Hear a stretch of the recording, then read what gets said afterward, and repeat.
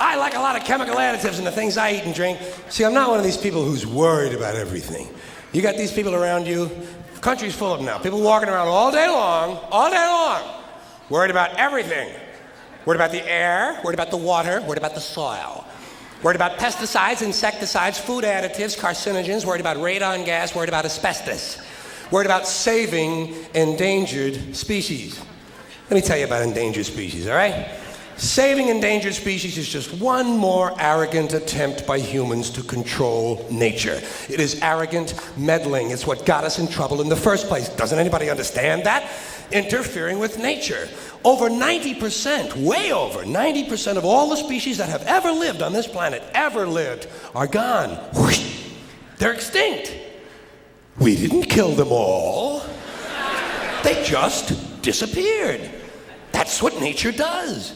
They disappear these days at the rate of 25 a day, regardless of our behavior, I mean. Irrespective of how we act on this planet, 25 species that were here today will be gone tomorrow. Let them go gracefully. Leave nature alone. Haven't we done enough?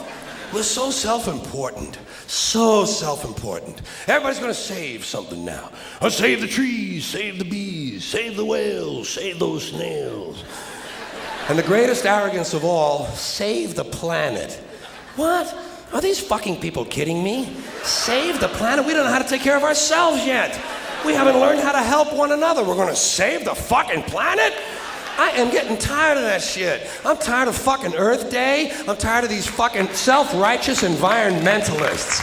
I'm tired of these white, liberal, bourgeois, liberal, white people who think the only thing wrong with this planet is there aren't enough bicycle paths. Trying to make the world safe and clean for their Volvos. And I'm really sick of these rock stars and movie stars gonna work off their cocaine guilt by saving a forest somewhere. Besides, there's nothing, first of all, the environmentalists don't give a shit about the planet. They don't care about the planet. Not in the abstract, they don't. You know what they're interested in? A clean place to live. Their own habitat. They're worried that someday in the future they might be personally inconvenienced. Narrow, unenlightened self-interest doesn't impress me. Besides, there's nothing wrong with the planet. The planet is fine. The people are fucked. The people are fucked. Compared to the people, the planet is doing great. The planet has been here for 4.5 billion years, all right? 4.5 billion. We've been here, what, 100,000? Maybe. 200,000? Maybe. And we've only been engaged in heavy industry for a little over 200 years. 200 years versus 4.5 billion. And we have the conceit to think that somehow we're a threat? That somehow we're going to put in jeopardy this beautiful little blue-green ball that's just floating around the sun? Planet has been through a lot worse than us for a long time. Been through earthquakes, volcanoes, plate tectonics, continental drift, solar flares, sunspots, magnetic storms, the magnetic reversal of the poles, bombardments for hundreds of thousands of years by comets and asteroids and meteors, sandstorms, erosion of all kinds, cosmic radiation, worldwide fires, worldwide floods, recurring ice ages, and we think some aluminum cans and some plastic bags are going to make a difference? Planet isn't going anywhere. We are. We're going away. We're going away. Pack your shit, folks. We're going away. And we won't leave much of a trace either. Thank God for that. Maybe a little styrofoam.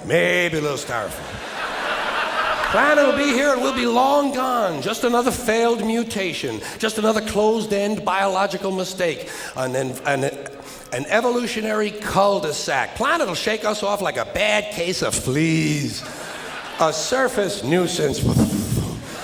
You want to know how the planet's doing? Ask those people in Pompeii who are frozen into position from volcanic ash. How the planet's doing. Want to know if the planet's all right? Ask the people in Mexico City or Armenia or 100 other places buried under thousands of tons of earthquake rubble if they feel like a real threat to the planet this week. How about the people in Kilauea, Hawaii, who build their homes right next to an active volcano and then wonder why they have lava in the living room? Planet is going to be here a long, long, long time after we're gone, and it will heal itself, it will cleanse itself, because that's what it does. It's a self-correcting system. The air and the water will recover, the earth will be renewed, and say, if it's true that plastic doesn't degrade, well, the planet will simply incorporate plastic into a new paradigm, the Earth plus plastic.